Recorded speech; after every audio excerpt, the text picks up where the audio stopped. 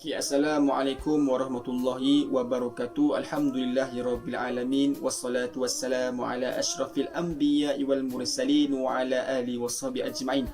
Okey, insya-Allah bersama lagi dengan saya Amirul. Iaitu ramai orang DM saya ingin saya kupas ataupun ulaskan satu tajuk, iaitu perkembangan pemikiran sekularisme. Okey, so hari ini saya akan bersama-samalah berkongsi dengan anda semua apa itu perkembangan pemikiran. Okey, perkembangan pemikiran ini mempunyai 7 aspek. Yang pertama iaitu sekularisme, yang kedua iaitu liberalisme, yang ketiga iaitu rasionalisme, yang keempat iaitu humanisme, yang kelima human right, yang keenam pluralisme, dan yang terakhir ialah demokrasi. So hari ini saya akan terangkan satu persatu perkembangan pemikiran. Okey, untuk perkembangan pemikiran ini ingin menjelaskan yang mana pemikiran seseorang itu yang berpegang teguh kepada sekular, akhirnya ia berkembang sehingga kepada pluralisme dan demokrasi. Seseorang yang berpemikiran sekular, yang mana bila dia berpegang teguh dengan pemikiran sekular ini, dia akan berkembang sehinggalah menjadi demokrasi. So hari ini saya akan terangkanlah satu persatu. Yang pertama sekali iaitu sekularisme. Baiklah, sekularisme ini ialah mereka menolak terus agama dalam kehidupan ataupun mereka memilih agama ini dalam kehidupan. Ada golongan-golongan ini yang paling purenya sekular ni, iaitu mereka menolak terus dalam agama dan kehidupan. Ini sangat bahaya sebab agama ini merupakan satu aspek ataupun satu perkara yang sangat penting untuk kita jadikan tata cara dalam kehidupan kita. Kerana bagi orang Islam, kalau agama ini menunjukkan akhlak yang baik, kerana agama menunjukkan seorang itu berfikiran ataupun membezakan perkara yang baik dan perkara yang buruk. Tetapi apabila golongan ini menolak agama, jadi mereka tidak dapat membezakan mana yang baik, mana yang buruk. Sangatlah bahaya. Seterusnya, mereka juga mengambil agama itu mengikut keperluan mereka. Ini sangatlah tidak betul, kerana bagi orang Islam, agama perlu diletakkan di atas, kerana Allah SWT telah menyatakan orang yang beriman, yang mengikut panduan Al-Quran dan Sunnah akan selamat daripada siksa api neraka. Dan contoh yang saya bagilah seperti tokoh Turki iaitu Kemal Atatürk. Seorang orang Turki yang telah menjadikan Islam itu sangat hina, yang mana dia telah merobohkan masjid untuk menjadikan masjid yang dulunya masjid itu menjadi kandang haiwan. Sangatlah tidak beradab dengan agama. Ini salah satu contoh orang yang telah menjatuhkan agama. Okey, seterusnya, orang yang berfikiran sekular ini menolak autoriti Tuhan atau agama dalam kehidupan. Sebagai orang Islam, kita meletakkan Allah SWT ialah yang pertama, yang paling esa. Dalam rukun iman pun Allah, kita beriman kepada Allah yang pertama sekali. Tapi bagi golongan-golongan ini, mereka menolak autoriti Tuhan. Maknanya kat sini mereka telah melanggar rukun iman. Jadi apabila seseorang itu melanggar rukun iman, jadi ada something wrong dalam akidah mereka. So sangatlah bahaya apabila orang berfikiran sekular ini. Okey, apabila seorang itu telah berfikiran sekular, dia telah berkembang ke satu aspek, iaitu liberalisme. Okey, apa itu liberalisme, kawan-kawan? Seperti yang kita tahu, liberal inilah bebas. Bagi mereka yang mempunyai pemikiran liberalisme ini, mereka memikirkan satu kebebasan tanpa terikat dengan nas. Bagi seseorang yang tidak menjadikan diri itu berpandu kepada Al-Quran dan Sunnah, sangatlah salah. Kerana apa? Bagi orang Islam, kita perlu sekali berpandukan Al-Quran dan As-Sunnah. Tapi golongan-golongan liberal ini, mereka menolak Al-Quran dan Sunnah. Mereka menggunakan akal fikiran mereka untuk menyelesaikan masalah tersebut. Ada golongan ini juga, mereka mentafsirkan nas tanpa berpandukan Al-Quran dan Sunnah. Mereka menggunakan akal logik.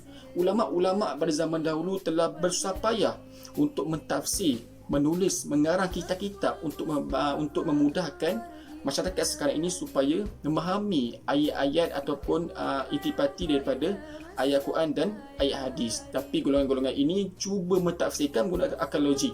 Ini sangatlah bahaya. Kerana apa? Takut-takut mereka salah menafsir dan akidah mereka boleh lari. Ini golongan-golongan bagi golongan liberalisme.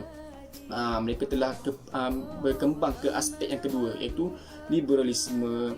Dan mereka juga menjadikan agama tidak boleh dipaksa ke atas orang lain, perlu menghormati hak seseorang.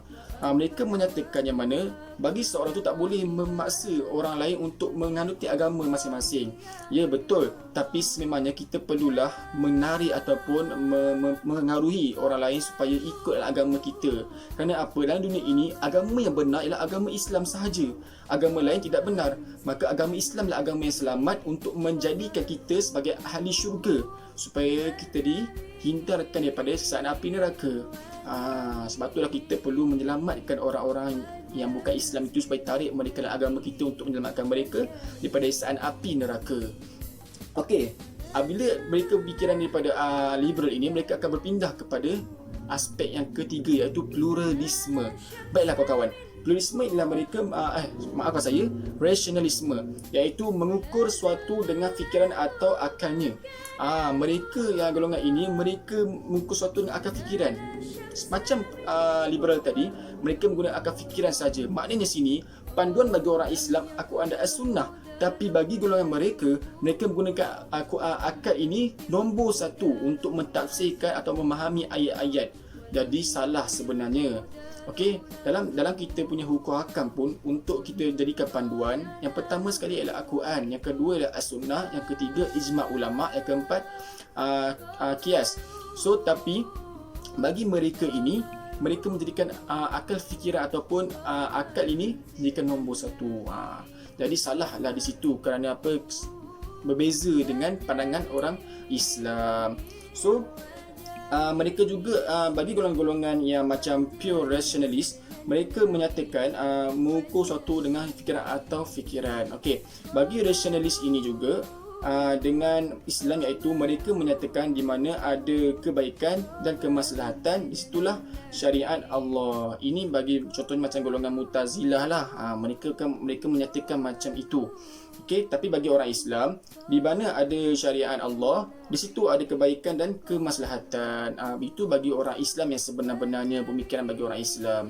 Yang mana Allah telah menentukan suatu hukum hakam itu pasti ada kebaikan dan kemaslahatannya. So, kita kena ikut apa yang diarahkan oleh Allah, dan apa yang dilarang oleh Allah kita perlu tinggalkan, insya-Allah. Seterusnya kita pergi kepada humanisme, iaitu mereka ini menumpukan kepada kesejahteraan manusia berdasarkan kepada kebijaksanaan manusia.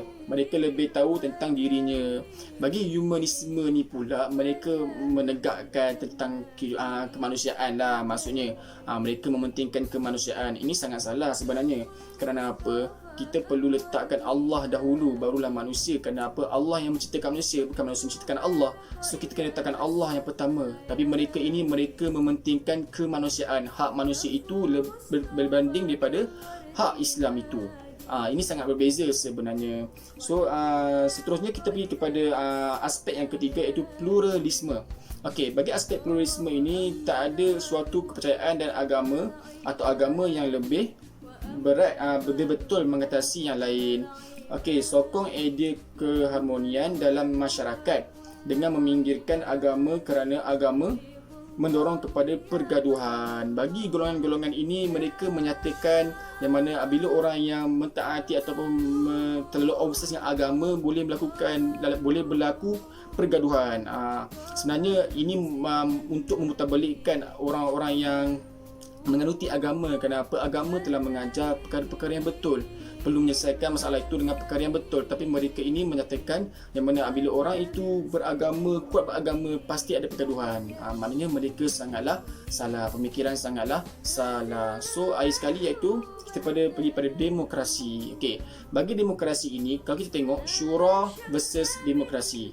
Bagi syura, cara membuat keputusan berteraskan kepada Al-Quran dan As-Sunnah. Tapi bagi demokrasi ini, mereka membuat keputusan iaitu berteraskan kepada suara ramai.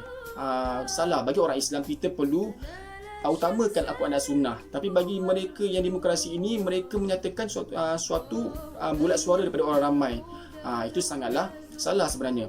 Yang kedua iaitu menentukan kebenaran berdasarkan pada Al-Quran dan hadis. Ini bagi syura. Bagi demokrasi pula iaitu mereka menentukan kebenaran berdasarkan pada suara ramai juga. So mereka telah menolak panduan Al-Quran dan Sunnah berbanding mereka mengambil suara orang ramai berbanding Al-Quran dan As-Sunnah. Jadi itulah ketujuh pemikiran ataupun perkembangan pemikiran bagi golongan-golongan yang berfikiran sekular. Jadi itu saja daripada saya. Assalamualaikum warahmatullahi wabarakatuh.